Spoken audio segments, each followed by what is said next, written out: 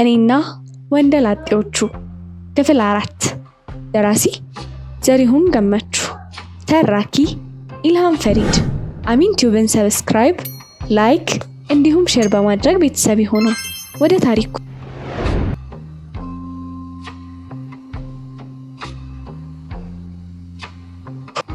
ግን አይገርምም እኔ አንድ ብጣሽ እንዳለች የዩኒቨርሲቲ አስተማሪ ወደድኩ ማለት ነው ግን እኮ ተረጋግተን ካሰብነው አይገርምም ስም ብቻ ነው እንጂ አብዛኞቹ እኮ በኑሮ ሃይስኩል መምህሮች ጋር ምንም ልዩነት የላቸውም ወይኔ ጉዴ ዛሬ እንቅልፍም የሚወስደኝ አይመስለኝም እኩለ ሌሊት እኮ ሆነ የእናቴን እርግጠኛ ባልሆንም ወንድሞቼ ግን በእንቅልፍ ተውጠው ማንኮራፋት ከጀመሩ ሰዓታት አስቆጥረዋል እኔ ግን በጨለማ ውስጥ አፍጥጬ በጣፋጭ ሀሳብ እየዋለልኩ ነው ውይ ይሄ ፈጣሪ የሚባለው አካል ምን እየሰራ ነው እስቲ ምን አለበት ይሄን የመሰለ በስንት ዓመት ያገኘሁት ደስታዬን በ3 ቀን እንኳን እንዳጣጥመው ቢፈቅድልኝ እስኪ ምን ይጎልበታል እንዴ የሱ ዙፋን ጸንቶ የሚቆየው በእኔ መከራ በመታገዝ ነው እንዴ ነው ወይስ ከኔ ጋር አለ የተጋባበት ጉዳይ ኖሮ ይሆን ፈጣሪ ምን አደረገሽ ይሄ ሰይጣን ፈተና ነው ከሰይጣን ጋር ለምን አትፋለሚም ትሉኝ ይሆናል እኔ ግን ፍጹም በእናንተ ሐሳብ አልስማማም እኔ ሰይጣንን የታውቀዋለሁ እሱ ስለኔ ምን ኃላፊነት ይኖርበታል አልፈጠረኝ አልወለደኝ ፈጣሪን ሳልጠይቀው ሰላም ነው ሰው አደረገኝ ስለዚህ ልጠይቀውም ለወቅሶም የሚገባው እሱ ነው ብቻ ነው ችግሬ ከሰይጣን ሳይሆን ከፈጣሪ ነው እስቲ ፍረዱኝ ከ10 ቀን በላይ በጣም የተሻለ በሚባል ጤንነት ላይ ነበረችው እናቴ ዛሬ በዚህ ሌሊት ራሷን እስክትስት ድረስ መታመም ነበረባት ስለኔና ስለ ፈጣሪ ጉዳይ ገለልተኛ ሆኖ ለሚታዘብ አካል እኮ የኔን ከማታ ጀምሮ ሌሊቱን ስደሰት መቆየቴ እንደ ጥፋት ወይም እንደ ኃጢአት ቆጥሮብኝ ወደ ስቃይ ወደ መከራ እንድመለስ ትንሽ እንኳን ሽርፍራፊ ሰከንድ ሳያባክን ቅጣቱን የላከብኝ አድርጎ እንደሚያስብ እርግጠኛ ነኝ እኔም እንደዛ ነው የተሰማኝ ከመውለዱ 12 ሰዓት ነው አንድ ማውቀው ባለባጃጅ ጋር ደወልኩና ለምኜው መጣሁ ሆስፒታል ወሰድኳት በአስቸኳይ አልጋ ይዛ እንድትታከም ተወሰነ በጣም ነው የደነገጥኩት ደግሞ ከምርመራ በኋላ ምን ይሉኝ ይሆን ክፍተቴን እዚህም እዛም ተራርጦ የምትሞላልኝ ምን እንኳን የላችም ነገሩ ካልሄዱ አለልኝ የከፋ ነገር ከመጣ ከአቅሜ በላይ ከሆነብኝ እሱን አስቸግረዋለሁ ግን ፍየል ከመድረሷ ቅጠል መበጠሷ እንደሚባል ይሆንብኝ ይሆን እንዴ ወይኔ ፈጣሪ ከጉድ አውጣኝ ይቅርታ ፈጣሪ አልኩኝ እንዴ የኔና የሱ ጉዳይማ እንዲህ በቀላሉ የሚፈታ አይደለም እስከ ቀኑ 6 ሰዓት ድረስ ለእናት አስፈላጊውን ምርመራ ሁሉ ተደረገላት 8 ሰዓት ውጤቱ ተነገረን በፈጣሪ ያን ያክል ያለ አግባብ ስነጫነጭ የእናትሽን ጉዳይ ቀላል አደረገልሽ አይደል እሱ መቼስ እንዳንቺ አይደለም አላችሁና ተመጻደቃችሁብኝ አይደል አይ በፍጹም ነው የተሳሳታችሁት እሱ እኮ ከኔ ጋር እልህ ተጋብቷል አባዬ ማደሪያ የለው ግን ይዞ ይዞራል ሆነብኝ ሪፈር ጽፈንላታል በአስቸኳይ አዲስ አበባ ሚኒሊክ ይዘሻት ሂጂ አሉኝ ቀላል አድርገው አዲስ አበባ ይዤት መሄድ ካልቻልኩስ የኔ ጥያቄ ነበረ እድር ከሌለሽ እድር ግቢ ከአንድ ወር በላይ እድሜ ይኖራቸው እስካሁን ያልታየ እጢ ጉሮሮች አካባቢ አለ መጠኑ በጣም ጨምሮ የመጀመሪያ ደረጃ ደርሷል በቀዶ ጥገና ካልተወገደ የመተንፈሻ አካላቸው ሙሉ በሙሉ ይዘጋና ይበቃላቸዋል አለኝ ከዚህ በፊት እኮ ቲቪ ነው ህመማ እንደዛ ብላችሁኝ አንድ መድኃኒት ቤት የሚያስከፍት ኪኒኒ ለአመት ስትቅም ነበር የከረመችው አልኩት ትክክል ነሽ የቲቪ አሁን ሙሉ በሙሉ እንደዳኑ ላረጋግጥልሽ ፈልግ ነበር ያለኝ ዶክተር ታዲዮስን ፈላኩትና ሁኔታውን አስረዳሁት የአንጨበሬ ጸጉሩን እየቋጠረ እየፈታ ደመጠኝና እናቴን ወደ መረመራት ዶክተር ጥሎኝ ሄደ ስለ ሁኔታው ጠየቀው ከዛ ሚኒሊክ የሚያውቃቸው ዶክተሮች ከደወለልኝና ስለ ሁኔታው ጠየቀልኝ የጉድ ሀገር ገንፎ እያደር ይፋጃል ትላለች እናቴ ጭንቀቴን ቀላል የሚያደርገው የሚያረጋጋ ዜና ይመስለኛል ብዬ ተስፋ ያደረኩበት ዶክተር ታዲያስ አጣርቶ ያገኘው ውጤት በጣም አስደንጋጭ መርዶ ሆኖ ቁጭ አለ ሚኒሊክ ለጊዜው የእናቴን አይነት በሽታ ቀዶ ጥገና ማድረግ አቁመዋል የግል ሆስፒታል ሞክሮ ናዝሬት ጀነራል ሆስፒታል ተደወለ ህክምና አለ ነገር ግን ዋጋው ከ40,000 እስከ 50,000 ብር ነው ተባለ ፈጣሪ ቅድምም ሆነ ከሌሊት ጀምሮ የተናገርኩትን የቀባጠርኩትን ሁሉ ይቅር በለኝ እባክህ እንዳልተናገርኩት ከአንደበቴም እንዳልወጣ አድርገህ ቁጠረው እንዴ እኔን አታውቀኝም እንዴ ባለጌ ስድ ይሆንኩልኝ እኮ ታዲያ እያወቅ ገና ለገና ከደካማ የወጣ ንግግር ከቁም ነገር ወስድ ይህን ሁሉ ቅጣት ታበዛብኛለህ? ኧረ ተው ፈጣሪ። 50,000 ብር እኔ ራሴ ወንድሞቼ ምርቃት አድርጌ ብሸጥ እንኳን ያን ያክል ብር ማግኘት አልችልም። ስለ ሰው መሸጥ ያወራሁት ሌላ የሚሸጥ ንብረት ስለሌለኝ ነው። እንዴ ለካ አለን መኖሪያ ቤታችን። አባቴ በህይወት ሳለ አንድ የፈጸመው ቁም ነገር ቢኖር በ250 ካሬ ሜትር መሬት ላይ የሰራልን ባለ 2 ክፍል ሰርቪስ የጭቃ ቤት ነው። በቃ ስለዚህ እሱን መሸጥ አለብኝ። መቼስ ከእናቴ ህይወት አይበልጥም። እሷን አጥቼ ባዶ ቤት ይዤ ከምቀመጥ እሷን አድኜና ቤቱን አጥቼ በረንዳም ቢሆን መኖር ነው የምሻው። አሁኑኑ መንቀሳቀስ አለብኝ። ደላላ ፍለጋ። የሆስፒታሉን ቅጥር ግቢ ለቅቄ ታክሲ በመሳፈር ወደ ከተማው አመራው። ግን ቤት የሚያሻሽጥ ደላላ ማንን አውቃለሁ? አሰብኩ። ሊመጣልኝ ግን አልቻለም። ድንገት ግን የሆነ ሀሳብ መጣልኝ። ጋሽ ክንዴ። አዎ እሳቸው በቂ ገንዘብ ስላላቸው ሊገዙኝ ይችላሉ። ስለዚህ ወደ እሳቸው ሂጄ ላማክራቸው ወሰንኩ። ወደዛው አመራው። የግቢ በራፍ ላይ ስደርስ ካሊዶ ከግቢው ሲወጣ ተገጣጠምን። ሲያየኝ ደነገጠ።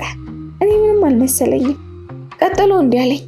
ታዲዮስ እኮ ነግሮኝ ብደውልልሽ ስልክሽ አይሰራም አለ። አዎ ዝግ ነው። ቀስቀስ ብዬ መለስኩለት። አዝናለሁ ሳልቾ። አሁን እኮ ወደ አንቺ ሆስፒታል እየመጣው ነበር። ነይ ግቢ አለና ወደ ውስጥ ተመለሰ። እሱ ጋር የመጣው መስሎት። ዛሬማ በምንም አይነት እሱ ጋር ልመጣ አልችልም። ደሃ ባንክ ደብተሩ ላይ 10,000 ብር የሌለው መናጢ ደሃ የመንግስት ቅጥረኛ ምን ይፈይድልኛል? አትመለስ፣ ሽማግሌው ጋር እየሄድኩ ነው አልኩት። ምነው በሰላም አለኝ። አይ በሰላም ነው፣ ለጉዳይ ፈልጊያቸው ነው አልኩት። እውነቴን ነው። ዛሬ እንደሱ አይነት የመንግስት ቅጥረኛ ሳይሆን የሚያስፈልገኝ እንደ ጋሽ ክንዴ አይነት በገንዘብ ተንተርሶ የሚኖር ሰው ነው። በቃ አናግሪያቸውና ነይ ቤት፣ እዚሁ እጠብቅሻለሁ አለኝ። እንደፈለክ በሚል ስሜት አልፌ ወደሚቀጥለው ግቢ ገባሁ። ሰይጣን የጋሽ ክንዴን አንጀት ያራራልኝ እያልኩ በመጸለይ እንዴ እውነቴን ነው፣ ፈጣሪንም አየሁት። እስቲ ሰይጣንም ደግሞ ቀይሩን ልሞክረው።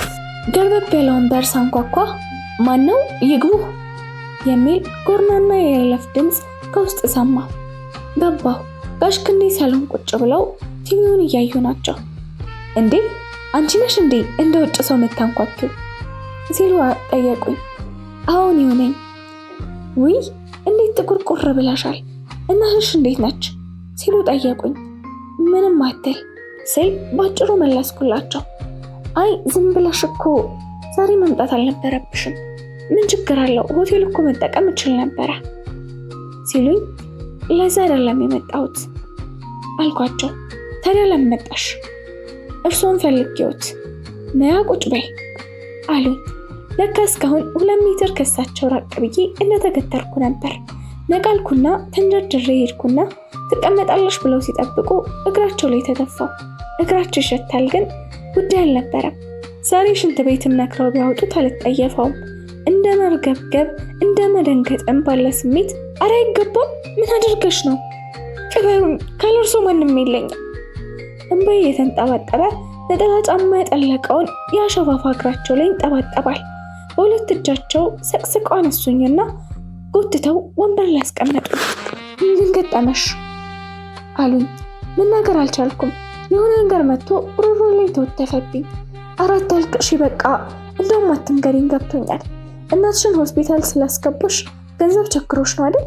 ችግር የለውም፣ አንቺ ትሸሽኛለሽ እንጂ እኔ እኮ ለአንቺ ለድፍን ጎባ ነዋሪ የሚበቃ ንብረት አለኝ አሉና ግራ ኮት ኪሳቸው ውስጥ ቀኝ እጃቸውን ሰደዱና የሆነ ብር አውጥተው እጄ ላይ አስጨበጡኝ። ፈገግ አልኩኝ። ፈገግ ስል ደስታዬን ልገልጽላቸው መስሏቸው እርሳቸውም ጥርስ ለጥርስ ሆኑ። አልገባሁትም ብዬ ብሩን መለስኩላቸው። 300 ብር ነበር የሰጡኝ። ምን ነው ያንስሻል እንዴ አሉ። አዎ በጣም ያንሰኛል ስላቸው ተፍሳቶ የነበረ ፊታቸው ቆዳ መልሶ ተጨማደደ። ምን ያክል ነው ልጨምርልሽ አሉኝ። ተራ ተባያሉ። 50,000 ብር ስል በፈጣሪ ስም 50,000 ብር ነው ያልሽው ወይስ ጮሬ ነው አሉ። ትክክል ሰምተውኛል ጋሼ፣ 50,000 ብር ነው ያልኩት። አደነጋገጣቸው 50,000 ብር የሚባል ብር በቁጥር ደረጃ ራሱ ሰምተው የማያውቁ አይመስልም። የእሳቸው ድንጋጤ መጠን ውስጥ የነበረውን ሙጣሽ ተስፋ እንክትክት ተደረገብኝ። በጣም ብዙ እኮ ነው። ይህን ሁሉ ማትበር ምን ልታደርጊበት ነው? በሚንቀጠቀጥ ድምፅ ጠየቁኝ። ሁኔታውን በዝርዝር አስረዳኋቸው። ምን ፈረደብሽ ልጄ? ግራ ገብቶኝ እኮ ነው ወደ እርሱ መምጣቴ አልኳቸው። እንዴ ይህን ሁሉ ብር? ቆይ ምን እንዳደርግልሽ ነው የምትፈልጊው?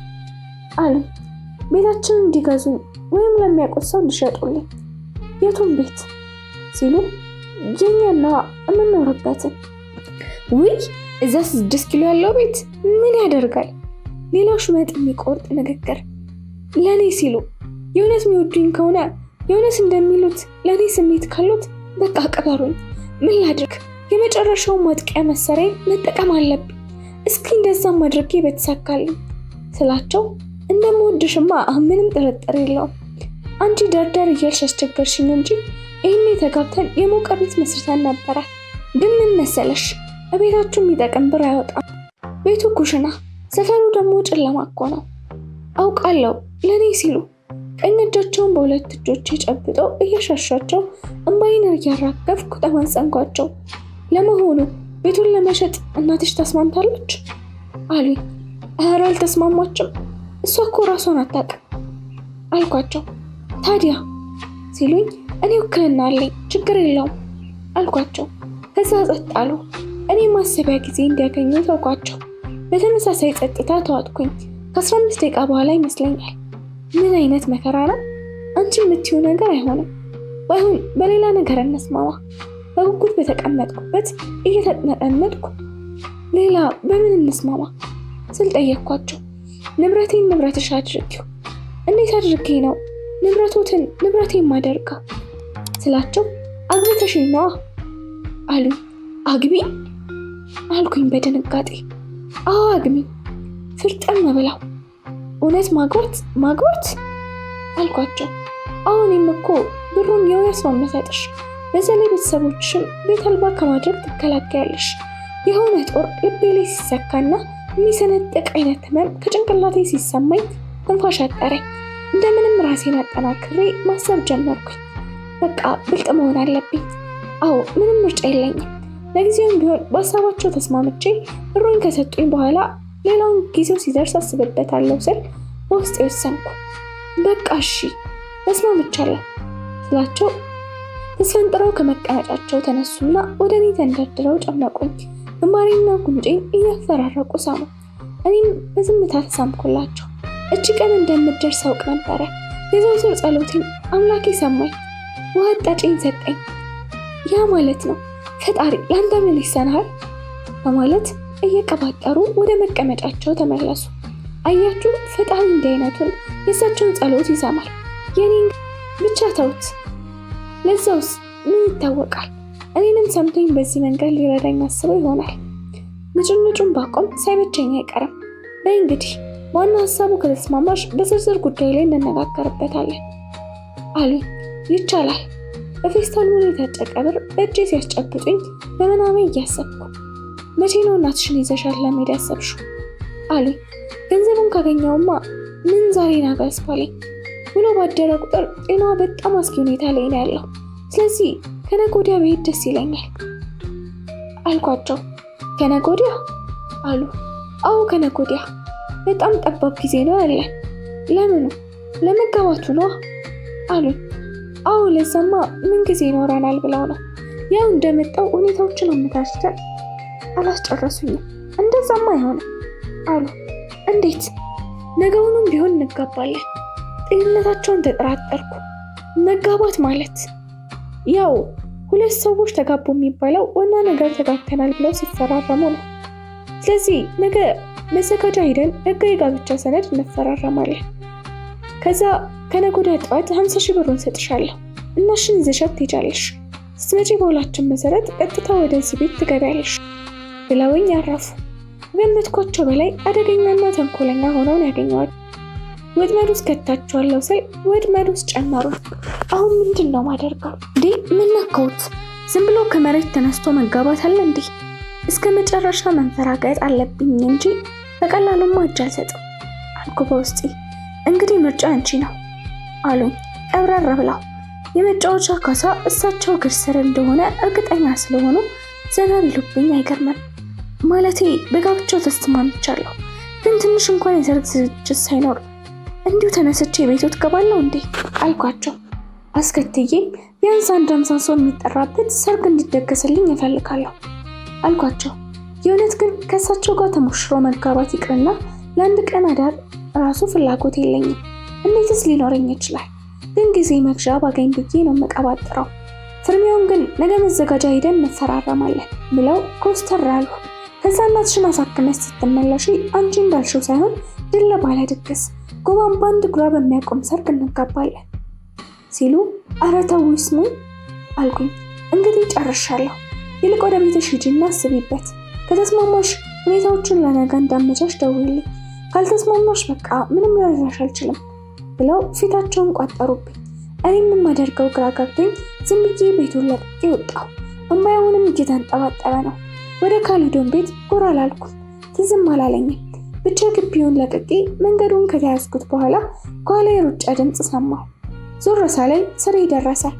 እንዴ ሳሪቾ እየጠበቅኩሽ ነበር፣ ሳሪ እያለቀስሽ እኮ ነው አለኝ። ታዲያ እንድስቅ ጠብቀህ ነበር አልኩት። አይ ማለቴ ሽማግሌው ጋር እኮ ቆየሽ አለኝ። አዎ ገና ብዙ ሳልቆይ አልቀርም ስለው ምን አልሽ አለኝ። ንግግሬ ግራ ቀኝ ስለሆነበት ባከት ወይም በቃ ተመለስ ስለው እሺ እመለሳለሁ ሳሪ፣ ግን አይዞሽ ፈጣሪ ያለልሽ፣ ለማንኛውም ይችን ያዣት አለና ከኪሱ ብር አውጥቶ ሰጠኝ። ተቀበልኩና ልክ ያበደርኩትን ብር እንደሚቆጥር ሰው ቆጠርኩኝ። 500 ብር ነው። ካሊዶ 50 ሺህ ብር አለ? ድርቅ ያለ ጥያቄ። ምን አለኝ። ምናልባት ስለ ጤንነቴ የተጠራጠረኝ ይመስላል። አዎ እኔ ዛሬ የምፈልገው 500 ብር ሳይሆን 50 ሺህ ብር ነው አልኩት። ሳሪ ሰላም ነሽ ግን አለኝ። አለህ የለህም ብዬ ቁርጥ ያለ ጥያቄ ጠየቅኩት። እያወቅሽ ያን ያክል ብር ከየት አምጥቼ ይኖረኛል? ነጋዴ አይደለሁ፣ 5 ሺህ ብር እንኳን የለኝም። ካሊዶ እድሜ እንዳንተ ወደድኩት ሰው የለኝም፣ ግን የኔ እናንተ ጉዳይ እዚህ ደቂቃ ይቆማል። ትላንት ለእኔ አልገባኝም ነበር እንጂ አንተ እውነትህን ነበር። እንደው ትንቢት ነበር የተናገርከው። ስለነገ ማንም በእርግጠኝነት አያውቅም። ለማንኛውም ቻው ብዬ ተንጠራርቼ ጉንጩን ሳምኩትና ብሩን እጁ ላይ አስቀምጬ እንደፈዘዘ በቆመበት ጥዬው መንገዴን ቀጠልኩኝ ወደ ሆስፒታል የእናቴን ሁኔታ ለማየት፣ ከዛ ጋሽ ክንዴ ስለሰጠኝ የቤት ስራ ለማሰላሰል። እናቴ ላይ ምንም አይነት ለውጥ የለም። አሁንም ዝልፍልፍ ብላ ራሷን ስታ እንደተኛች ነው። ከምሽቱ 4 ሰዓት ሞባይሌን አነሳውና ጋሽ ክንዴ ጋር ደወልኩ። ክፍል 5 ይቀጥላል።